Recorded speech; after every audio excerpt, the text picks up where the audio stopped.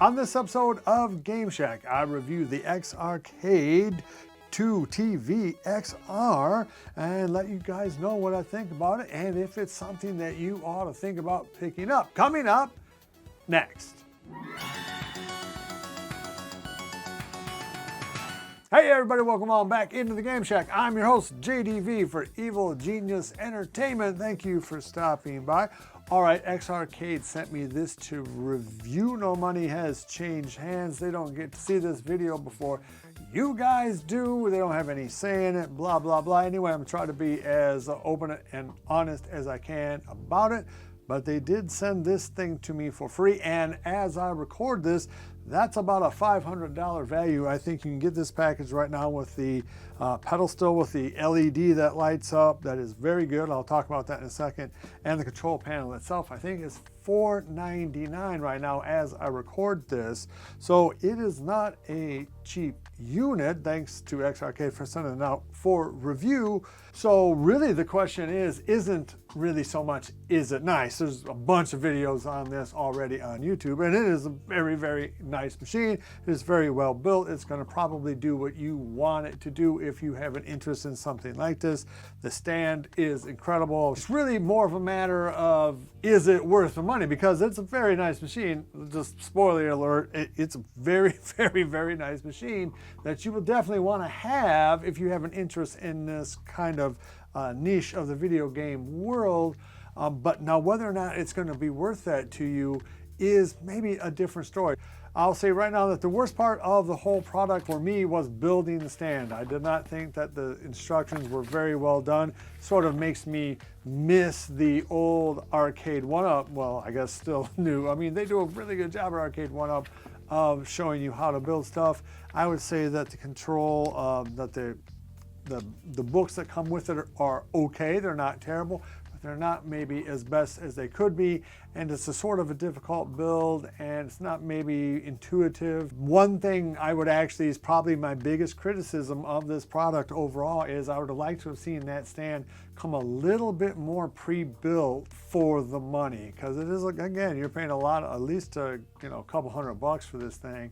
And I know that would add cost because the bigger box and everything, but it was just that complicated. Now, you can do it. It's going to take you about an hour though, and you really have to pay attention, and it would be very easy to make a mistake. In fact, I did make a mistake. I put the wheels on the front instead of the back, which is fine. I just muscle it where I need to in the shack. It's small enough anyway, but be prepared to maybe take a couple of back steps to build it.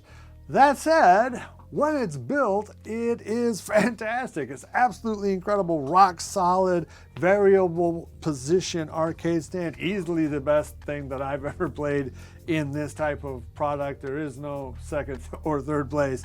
It is without a doubt the best in class stand. You really should think about putting in the money to get the stand, because it really is a very nice thing once you have to put it together, and that's not necessarily as easy as you like. All right, so let's take a look now at the console.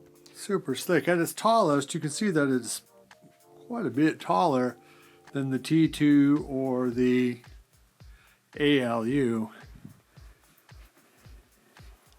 Quite a bit taller than a Pac-Man. There's a handle right at the very back and bottom of the machine. I'm pulling it, and oh yeah, you can see how it slides very easily down into the next position.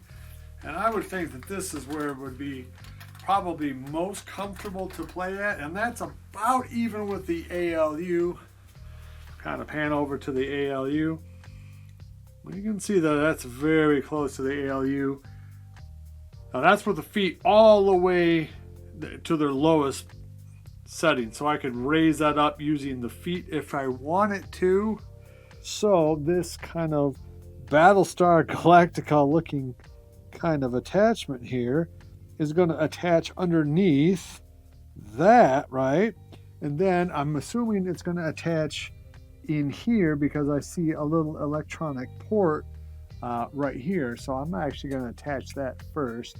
So like something that you might see in like an Arcade 1-Up type product there. Kind of one of these things that's really, it can only go one way. All right. I think it's in there. So there's like a little like a channel where a little block goes into. So there's really only one way that can go. Okay, so now this little bit here has to go up somewhere here. I think I see it right there, right? Okay, so let's see, I know that's not in focus, but yeah, all right. So there you go, that attaches to there. You can see the appeal of this right off the bat, and that is you can use whatever size monitor you want to hook up to this. And that, of course, is the great advantage to a standalone system, is that you're not tied down to a 17-inch or 19-inch, or in the case of the ALU, a 24-inch monitor. You can put this thing on a projector and have a 100-inch, a 200-inch TV if you wanted to. And now the other systems do that. AtGames puts out a nice little standalone system that has, I think, 150 games on it, and you can put on your own files with a UCE and all that kind of thing. But it's not as nice as this, not by a long stretch. Like, you could put this in a bar, it feels like. You could have this on a big screen TV in a bar and like charge it per the hour or whatever. And I think this would actually last quite a while. It would stand up to even, you know, the general public's use. That's how well this thing appears to be made. I mean, I don't love the look of it. It looks okay. It's clearly, it takes a design stand. It's not trying to be like everything else.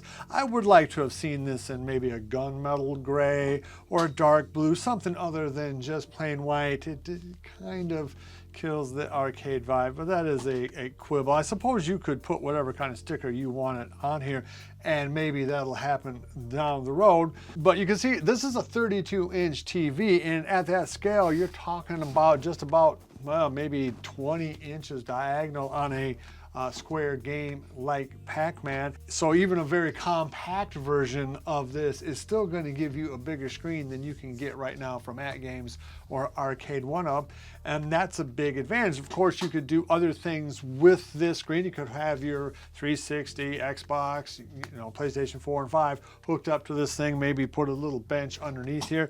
Maybe that'd be something they could add in the future, is some way to add your games behind the lit marquee thing down there. It'd be kind of nice to have some storage options if you wanted them. But just in terms of the overall aesthetic and usability, if this is what you kind of want, if you want a standalone system that you can put your own monitor on, and you're not necessarily in love with arcade branding, you know, like the old arcade boxes and things, then this is going to be an incredibly attractive thing for you, because it does what you want it to do, and probably at the best it can be done on the market right now.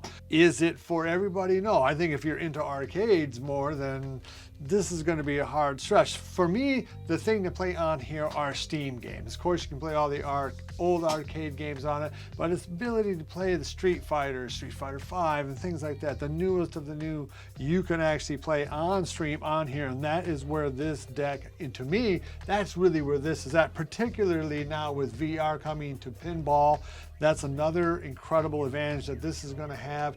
Now, we're still kind of in the beginning stages of the explosion of exactly where the home arcade is going, and this X Arcade is trying to anticipate some of those steps, and I think it does a pretty good job. All right, so the one flaw about this design, I'll tell you right now. So it has a nice little side button here, right?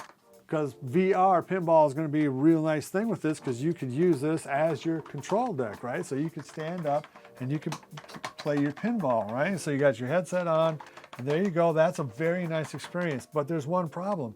There's no nudge button on either side. And I don't know if that's something that you would be using your hand paddles with, but to me, if you're going to be using this would be very nice in the VR world, right? To have this set up here where there's no nudge button. And that's kind of a bummer for something that is kind of set up to be future proof and available to so many different things, from Xbox 360 to a PlayStation 5 to a Retro Pi type setup to Steam. You know, this thing will work on a whole lot of different type of mechanisms. To not have that nudge button there, ooh, that's a killer. Now maybe that's something we can add in there drill a little hole and they'll give us a little extension kit. That'd be nice. Maybe I'm overreacting. Maybe you can just, use this button here. Yeah, but see, there's not a match here. Yeah, I really wish there were a nudge button on that. So if you were thinking about this for a VR pinball type experience, maybe wait until we know what's going on with that nudge button. Exactly how do you use controllers, or would you use this? To me, you'd want to use this, and there's no nudge button. So kind of a bummer. Okay, so what's the bottom line on this? Well, it is one of the best built, if not the best built standalone home arcade controller that you can buy on the market right now. The build quality is excellent. It connects to almost every game system ever made, including your RetroPie builds, including your Steam builds if you're running it on a PC. Now, one of the bummers is you do have to buy a dongle that will work for an Xbox and or PlayStation, depending on what your flavor is. I think they're going for around 30 bucks, something like that. So not a big whopper of an additional price. However, when you are wanting to play your Xbox, just be aware that you're going to have to order that extra dongle for this and or PlayStation. It has a lot of other accessories, including gates, has the build quality you're looking for. It's big enough for two grown men to play comfortably at. You can have everything from a 19-inch screen all the way up to a 200, 300-inch screen if you use a projector. So it is massively adaptable. Could be a great solution if you just want one controller for your kind of arcade setup in your home bar or whatever. There's no included games. You wouldn't expect that because it is a standalone controller. Still, it'd been nice to have a couple on there just so you could play something right out of the box. And the fact that it is not necessarily the easiest thing to put together. Other than that, this is the best in class standalone home controller that you can buy for your home arcade. All right, if you dig content like this, please give me a thumbs up on the way out the door. It really does help this channel out. Subscribe if you haven't already. Hit that notification bell if you have. And until next time, I'll see you guys in the Game Shack. Mwah! Be sure to visit evilgeniusentertainment.com for exclusive content, swag, casting call news, and much, much more.